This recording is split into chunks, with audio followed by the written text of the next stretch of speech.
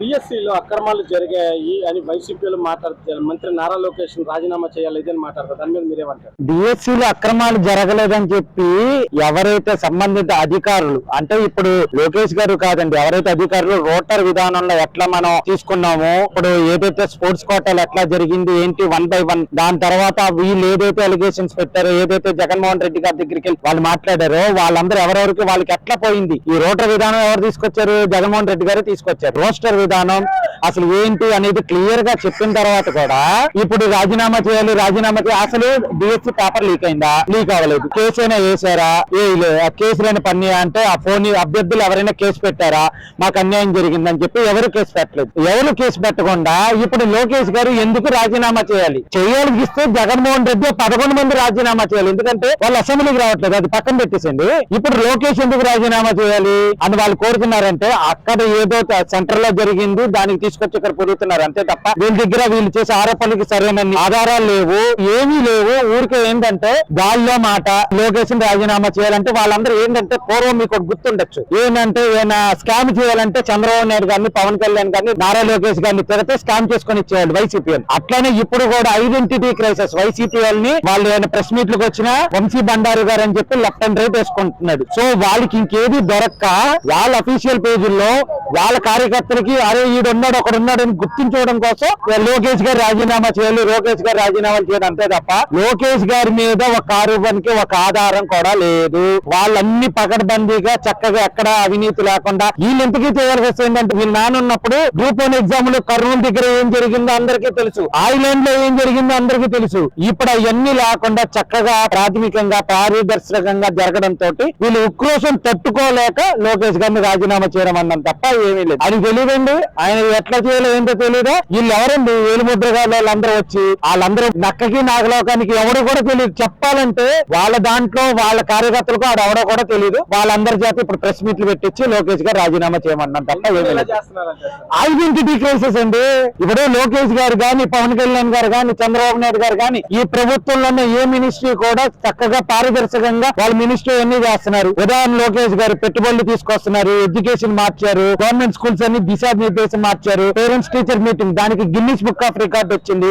అలాగే వాళ్ళతో parents teachers మా అబ్బాయి ఎట్లా చదువుతున్నాడు ఏంటి ఎన్ని చేస్తున్నారని చెప్పి ఉక్రోషం తట్టుకోలేక ఇవన్నీ చేయడం తప్ప ఏమి లేదు. వీళ్ళు మాట్లాడితే నాడు నేడు చేశానంటారు. ఏం చేసేవాళ్ళు చెప్పనా? మా నాన్నగారు వాళ్ళు లేకపోతే మా పెదనాన్న వాళ్ళు మా అత్త వాళ్ళు చదువుకున్నప్పుడు మంచి లావుపాటు బెంచులు ఉండేవి. ఆ బెంచులన్నీ అమ్ముకు పెట్టి ఇరవై బెంచులు పెట్టారు. దానికోసం తప్ప నాడు నేడు కింద రంగులు వేసానంట. రంగులు కావాలి. ఆ డిఎస్సి టీచర్లు ఇచ్చావా? లేదు. ఎడ్యుకేషన్ సిస్టమ్ మార్చావా? లేదు. సరిగ్గా నువ్వు బుక్స్ గురించి కానీ ఏదైనా గురించి పట్టించుకున్నావా అంటే నాడు లేదు అని చెప్పి నేర్చుకోవడం తప్ప దానికి లేదు. లోకేష్ గారు సమిష్టంగా మొత్తం ఎడ్యుకేషన్ సిస్టమ్ అంతా మార్చి అంతకుముందు 1-1-1 నారాయణ 1-2-3 4-5-8 చైతన్య 1-2-3 గౌతమ్ స్కూల్ 1-2-3 అవన్నీ కాకుండా ఫస్ట్ టైం ఇన్ ఆంధ్రప్రదేశ్ లో గవర్నమెంట్ స్కూల్లో 1-2-3 ర్యాంకులు స్టేట్ వైడ్ కి వచ్చినాయి అని చెప్పి ఆ పిల్లల ఫోటోలు పెట్టి వాళ్ళందరితోటి గెట్ టుగెదర్ పెట్టుకుని అలాగే నియోజకవర్గాల వారిగా, మండలాల వారిగా, విలేజ్ వారిగా వాళ్ళందరినీ ఇప్పుడు మోటివేట్ చేసి వాళ్ళందరితో మాట్లాడుతునేటప్పటికీ వీళ్ళందరూ ఎడ్యుకేషన్ లో ఇప్పుడు వాళ్ళ బాధ ఏంటో చెప్పనా? అందరూ చదువుకుని వెళ్ళిపోతారు. మా పేటీఎం గారు చెప్పేది ఎవరు ఏంటో వాళ్ళ బాధ. లోకేష్ గారిని చెప్పిస్తే ఎడ్యుకేషన్ సిస్టమ్ ఏదైనా మళ్ళీ ఎన్ని అవ్వదు కదా అనే ఉద్దేశంతో వాళ్ళ బాధ తప్ప ఏమీ లేదు. పిఎస్సీలో అక్రమాలు జరిగాయి, మంత్రి నారా లోకేష్ రాజీనామా చేయాలని వైసీపీలు మాట్లాడుతున్నారు. దాని మీద మీరేమంటారు? నిజంగా లోకేష్ బాబు గారు అక్రమాలు జరుగుంటే రాజీనామా చేస్తాడు. ఆయన ఏం చేయలేదు కదా, చేసి ఉంటే చేస్తాడు. ఇప్పుడు బహిరంగ లోకేష్ గారు సవాల్ ఇచ్చారు. వీళ్ళకి వైసీపీ దమ్ము ధైర్యం ఉంటే వచ్చి చర్చలో కూర్చుంటే అప్పుడు ఈయన అవతాపలైనా బయట పెడితే వాళ్ళు అప్పుడు రాజీనామా చేయడం అవకాశం ఉంటుంది. మరి వీళ్ళు రాకుండా ఏది మాట్లాడేసి పక్కన కూర్చుంటే జరిగే విషయం కాదు కదా. అంటే మొదటిదాకేమో డిఎస్సీలో అక్రమాలు అన్నారు, తర్వాత స్పోర్ట్స్ కోటా అన్నారు, తర్వాత డబ్బులు తీసుకున్నారు అన్నారు. ఏంటి ఒక రోజుకి ఒక రకంగా మాట్లాడటం ఏ రకంగా చూడాలంటే? ఒక విషయం చెప్తాను మీకు. వీళ్ళు గొడ్ల పార్టీ వాళ్ళు ఉన్నారు కదా వైసీపీ వాళ్ళు, ఓసర్ వాళ్ళు లాంటి వాళ్ళు ఓగరు వాళ్ళు రంగులు మార్చినట్టుగా వీళ్ళు రంగులు మారుస్తారు. వీళ్ళకి అది అలవాటు. నిజంగా లోకేష్ బాబు గారు అవకతవకలు చేస్తుంటే ఏది రూపు చూపించు, అప్పుడు రాజీనామా చేస్తారా లేకపోతే ఏంటనేది అప్పుడు తెలిసింది కాదు. ఎందుకని ఇలా మాట్లాడతారంటారు వైసీపీ వాళ్ళు? వాళ్ళు అంతేనండి. వాళ్ళు చేయరు, చేసే వాళ్ళు చేయలేరు. ఎదుటి వాళ్ళ మీద పొరపాటుతే వాళ్ళ కాన్సెప్ట్. ఇప్పుడు మంత్రి నారా కోసం విద్యాశాఖ మంత్రి అయిన తర్వాత విద్యాశాఖలో ఎలాంటి మార్పులు జరిగినాయి అంటారు? విద్యాశాఖలో చిన్నపిల్లలకి నాణ్యమైన భోజనం పెడుతున్నారు లోకేష్ బాబు గారు. ఏంటి వీళ్ళు పల్లె చిక్కల మీద వాళ్ళ పేర్లు వేసుకొని ఫోటోలు వేసుకొని హైలైట్ చేసుకున్నారు. అలాంటివి ఏం లేవు. నాణ్యమైన భోజనం పెడుతున్నారు, నాణ్యమైన డ్రెస్ ఇచ్చారు, ఒరిజినల్ బ్రాండ్. వాళ్ళ బాబు చదువుకునే స్కూల్లో డ్రెస్ ఈ పిల్లలకి ఇచ్చారు. అవునా? గత గవర్నమెంట్ ఇచ్చారా? తుక్కుడు రైతులు ఇచ్చేవాళ్ళు. ఏం తప్పేంటి? విద్యాశాఖలో ఇవాళ రోజున లోకేష్ బాబు గారు ఒక తప్పు చేసేటడానికి ఆస్కారం లేదు. వీళ్ళ దగ్గర అసలు ఛాన్సే లేదు. ఒక మొక్కలో చెప్పాలంటే లోకేష్ బాబు గారిని అంటానికి వీళ్ళు అనర్హులు. ఏంటి లోకేష్ బాబు గారు ఈ రోజున చిన్నపిల్లలకి ఇంట్లో 5 మంది ఉన్నా 6 మంది ఉన్నా అందరికీ తల్లికి వందనం వేయించారు. విద్యాశాఖలో ఆయన చేసిన తప్పేంటి? ఒక ప్రూఫ్ చూపించమనండి. ఈ వైసీపీ గవర్నమెంట్ ఒక ప్రూఫ్ చూపించమనండి, అప్పుడు మాట్లాడమనండి. లేదంటే బహిరంగ సభలకు రమ్మనండి. అంటే ప్రజలు తప్పుదోవ పట్టించడానికి ఇలా మాట్లాడుతున్నారంటారా? పక్కా 100% పక్కదోవ పట్టించడానికి ఇవన్నీ కక్షలు కార్పణ్యాలు మత విద్వేషాలు కుల మత గొడవలు పెడతానికి ఇది చేస్తున్నారు. డిఎస్సీలో అక్రమాలు చేసినందుకు ఆయన రాజీనామా చేయాలి అది ఇదని వైసీపీలు మాట్లాడుతారు. దాని మీద మీరేమంటారు? చేయలేదని ప్రూఫ్ ఇవ్వండి, అలా ఆయన చేశాడని ప్రూఫ్ ఇవ్వండి. ఒకటి కూడా లేదు, మీరు చెప్పలేరు ఆయన అక్రమం చేశాడని చెప్పడానికి. ఇలా మాట్లాడుతున్నారంటారు వైసీపీ అవన్నీ కల్పితాలేనండి, కల్పితాలు చేసుకుని మాట్లాడడమే గానీ అసలు వాళ్ళు చెప్పలేరు. దానికి చెప్పమన్న ఆన్సర్ ఇవ్వమనండి. కావాల్సిన ఉద్యోగాలు ఇచ్చుకున్నారు అది ఇదని అన్నారు కదా. లేదు, దానికి ఒక ఇది ఉంటుందండి, ఒక సిస్టమేటిక్ ఒక పద్ధతి ఉండాలి. మీరు చేయలేని పని ఆయన చేశారు అని చెప్పి మీకు కసి మీరు 5 ఏళ్లలో ఒక ఉద్యోగం ఇవ్వగలిగారా? లోకేష్ ఇచ్చాడండి, గూగుల్ సంస్థ తెచ్చాడు. దావోస్ వెళ్ళావు, నువ్వు అసలు ఎన్ని కంపెనీలు తెచ్చావు? లోకేష్ దావోస్ వెళ్ళినప్పుడల్లా నేను ఫలానా కంపెనీ తెచ్చానని చెప్పాడు. నువ్వు ఎన్ని తెచ్చావు? లోకేష్ వెళ్ళి వచ్చినప్పుడల్లా ఈ కంపెనీ తెచ్చానని పేపర్ ఎలక్ట్రానిక్ మీడియా గానీ మరి ప్రింట్ మీడియా గానీ సోషల్ మీడియాల ద్వారా గానీ బయట పెట్టేవాడు. నువ్వు పలానా కంపెనీ తెచ్చానని చెప్పలేదు, పలానా దానికి వెళ్తున్నానని చెప్పలేదు, నీతో పాటు పలానా మంత్రులు తీసుకెళ్తానని చెప్పలేదు.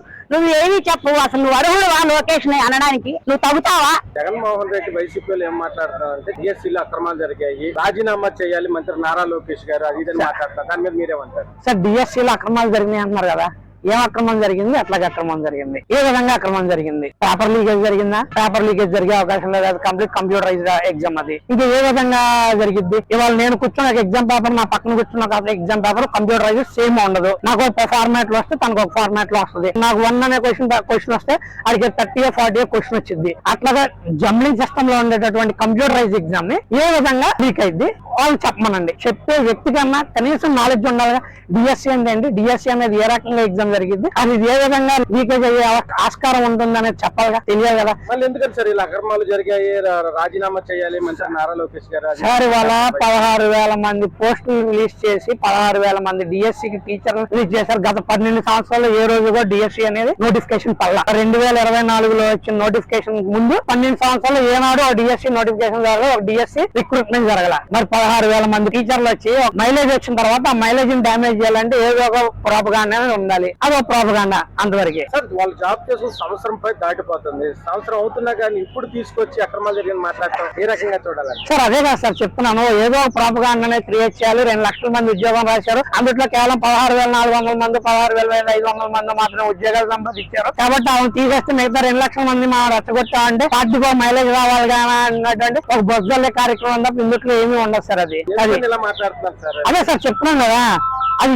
ఏం జరిగింది, ఎట్లా జరిగింది, ఎక్కడ జరిగింది, ఏం తప్పు జరిగింది, ఎవరి ద్వారా తప్పు జరిగింది అనేది ఒక చిన్న లూపోల్ అన్నది తీసుకొచ్చి ఇదిగోండి ఈ విధంగా జరిగింది అంటే పార్టీ అవసరం లేదు, ప్రజలే వాళ్ళకి తీర్పునిస్తారు. వచ్చే ఎలక్షన్ లో ప్రజలే తీర్పునిస్తారు సార్, మనం చెప్పవసరం లేదు. అది వైఎస్ఆర్సీపీ తీర్పునిస్తారా, టీడీపీ తీర్పునిస్తారా అనే తర్వాత ఏం జరిగింది, ఎక్కడ జరిగింది, అక్కడ ఎవరి ద్వారా జరిగింది అనే ఒకటి చూపించమనండి. ఇవాళ నీట్ అనే ఎగ్జామ్ జరిగింది, నీట్ అనే ఎగ్జామ్ అవకతవకలు జరిగింది అని చెప్పింది కేంద్ర ప్రభుత్వం. ఎక్కడి నుంచి జరిగింది అంటే నీట్ బోర్డు ద్వారా జరిగింది అని చెప్పింది కేంద్ర ప్రభుత్వం. దాని మీద సిబిఐ ఎంక్వైరీ చేసి కేంద్ర ప్రభుత్వం. అట్లాగా మేము అనేది ఏంటంటే మీకు అక్రమాలు జరిగినాయి, మీరు చెప్తున్నారు అక్రమాలు అనేది ఏపీఎస్సీ బోర్డు ద్వారా జరిగిందా, లేదంటే నారా లోకేష్ గారి పేషీ ద్వారా జరిగిందా, బోర్డు మెంబర్ల ద్వారా జరిగిందా, ఎవరి ద్వారా జరిగింది మిమ్మల్ని చెప్పమంటున్నాం కదా. మీరు అది చెప్పట్లేదు, కేవలం అతనికి ఉద్యోగం రాలేదు, ఇతనికి ఉద్యోగం రాలేదు అనే మాటే చెప్తున్నారు తప్పించి వాళ్ళు మీకు ఎందుకు ఉద్యోగం రాలేదు అంటే బోర్డు మెంబర్స్ ప్రతిదీ కూలంకషంగా వాళ్ళకి వచ్చిన మార్కులు, వాళ్ళు ఇంటర్వ్యూ చేసినప్పుడు వచ్చిన మార్కులతో సహా ఈచ్ అండ్ ఎవ్రీథింగ్ చెప్పారు. వాటిని మీరు ఫైల్ చేసుకోండి, వాటిని ఫైల్ చేసుకుని ఆ బోర్డు మెంబర్స్ చెప్పిందని మీరు కౌంటర్ మాట్లాడండి. మీరు ఆ కౌంటర్ మాట్లాడడం కేవలం అవినీతి జరిగింది, అక్రమాలు జరిగింది అని చెప్తున్నారు తప్పించి మీరు వాళ్ళు ఏపీఎస్సీ బోర్డు మెంబర్స్ ఎందుకు రాలేదు అని జరిగిందని మీరు ఎందుకు తీసుకోవట్లేదు అని మేము అడుగుతున్నాం. డిఎస్సీలో అక్రమాలు జరిగాయి అందుకే రాజీనామా చేయాలి అది ఇదని వైసీపీ వాళ్ళు మాట్లాడతారు. దాని మీద మీరేమంటారు? అక్రమం ఎక్కడ జరిగిందండి? అక్రమం ఉంటే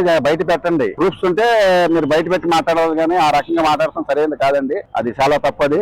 మీరు పక్కదారి పట్టిస్తాకి చూస్తున్నారు కాబట్టి అది చాలా దారుణంగా ఉంది. మీరు ఎప్పుడూ కూడా లబ్ధి పొందాలని ఏదో ఒకటి మచ్చిపూచి మారాడిగా చేసి లబ్ధి పొందాలని చూస్తున్నారు.